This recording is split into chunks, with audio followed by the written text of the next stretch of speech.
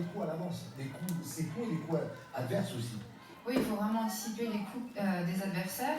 Et après, évidemment, ça dépend aussi de la réussite de nos pierres. En fonction de ça, on évolue et on adapte la stratégie.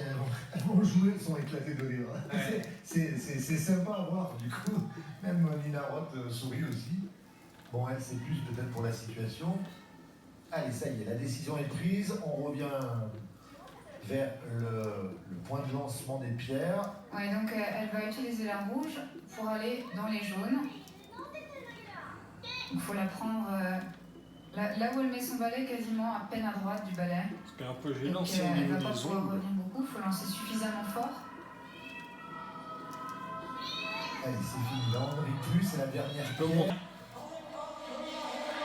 Toujours les Coréens qui sont devant dans cette grande finale du relais 5 km et les Canadiens justement en deuxième position pour l'instant.